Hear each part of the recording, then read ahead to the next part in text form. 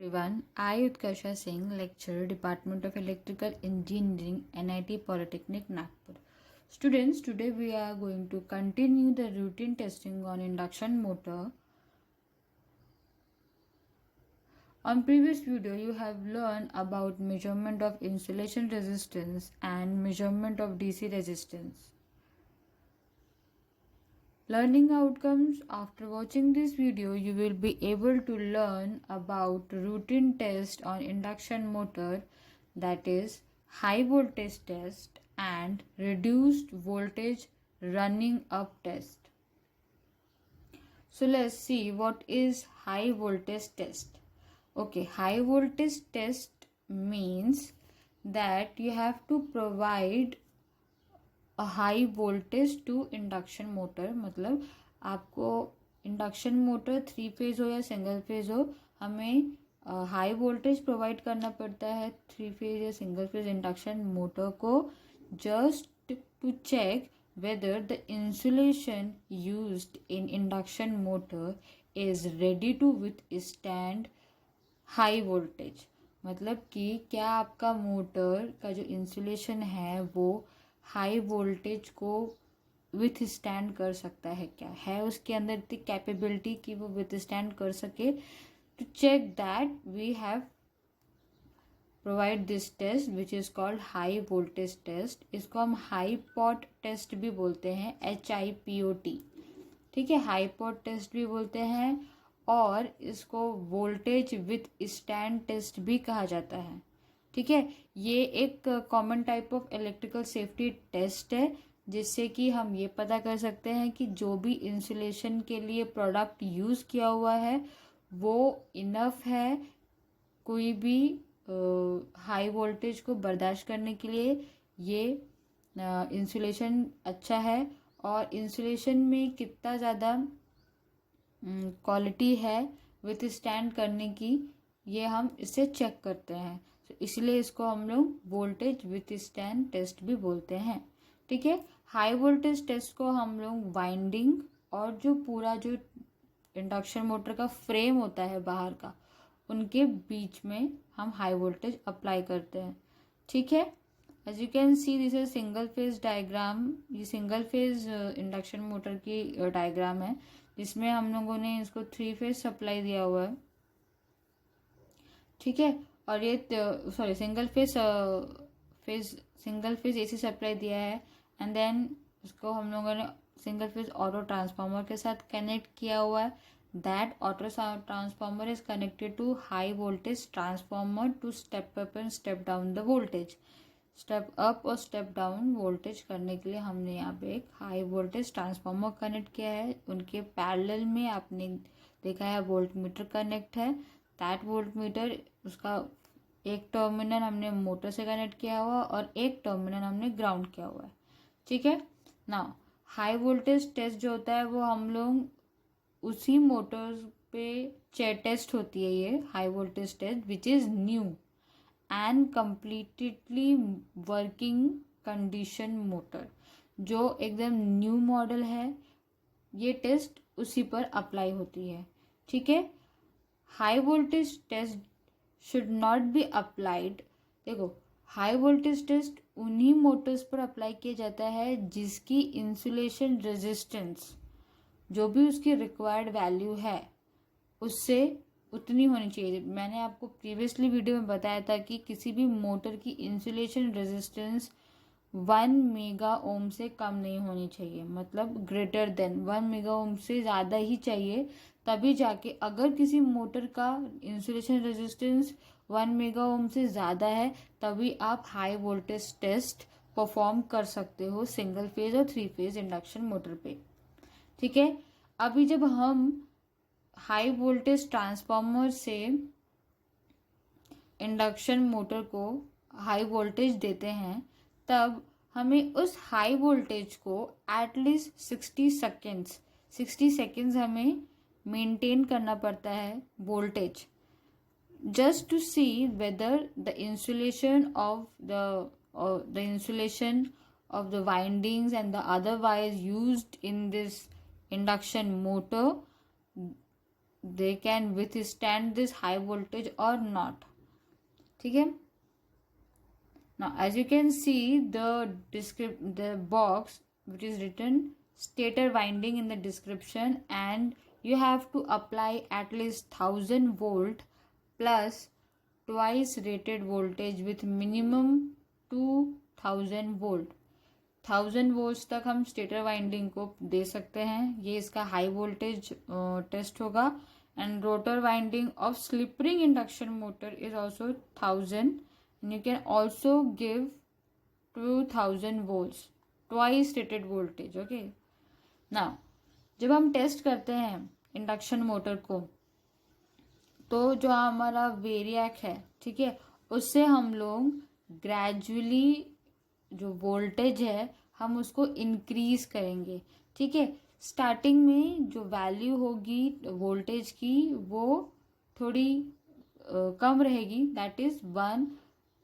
It should not be more than 1/3, 1/3 of your test value. जो भी आपका test value है, आपको जितने भी वोल्टेज पे इसको टेस्ट करना है, पहले उसका 1/3 आपको देना है इंडक्शन मोटर को. ठीक है, then slowly you have to increase the voltage. एकदम स्लोली आपको इंक्रीज करना है voltage up to, it should not be more than 5% of the test value. आपका जो टेस्ट वैल्यू है उससे आप, अगर जैसे किसी का टेस्ट वैल्यू 1000 है तो आप उससे 5% तक ही जा सकते हो, उससे आगे नहीं. You can not increase that value. ठीक है, एंड जो हम लोग ग्रेजुअली वोल्टेज इंक्रीज करेंगे वो भी बहुत ही स्लोली होगा. It should not be like that कि 10 सेकेंड्स में आपने एकदम वोल्टेज इंक्रीज कर दिया. It should B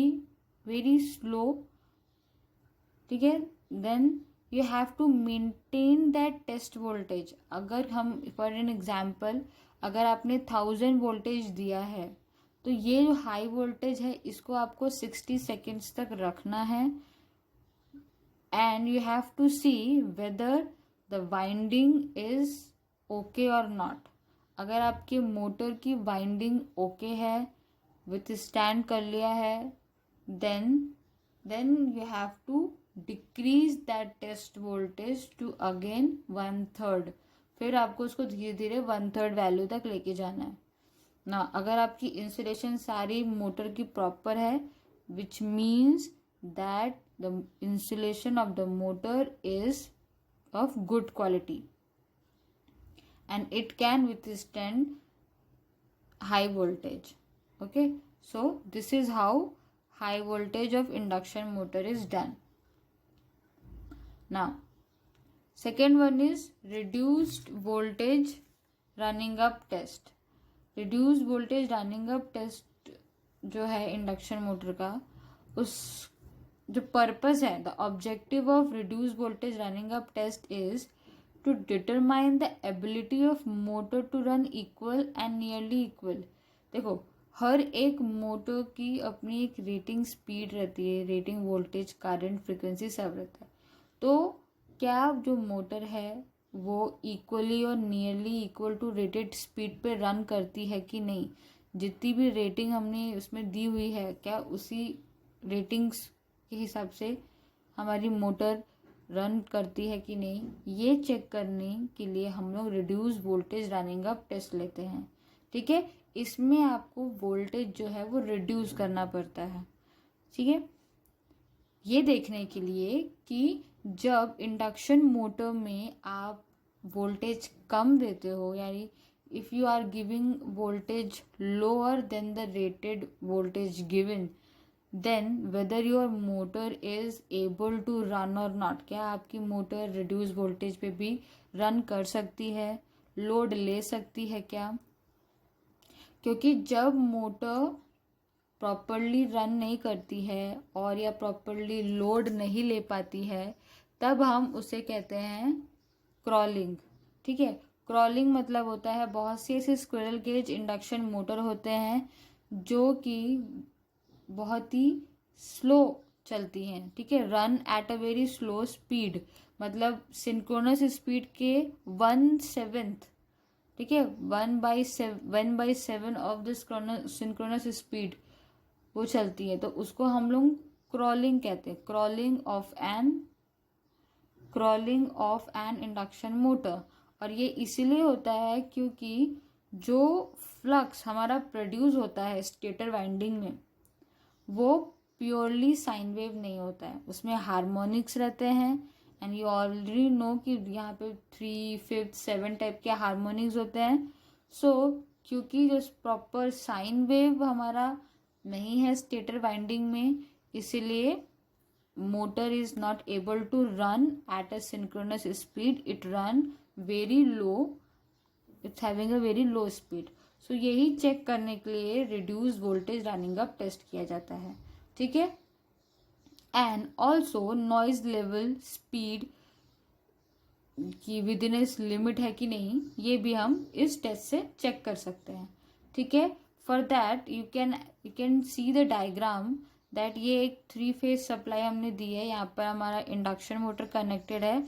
and to check the power we have connected a watt meter and voltmeter to check the voltage and ammeter in series to check the current, ठीक है। 3 phase auto transformer is connected to the induction motor। now run the motor with rated voltage and measure the speed। जो भी आपका motor है उसको आप rated voltage पे run करें एंड देन उसका स्पीड मेजर करना है फर्स्ट, ठीक है। Now you have to reduce the voltage.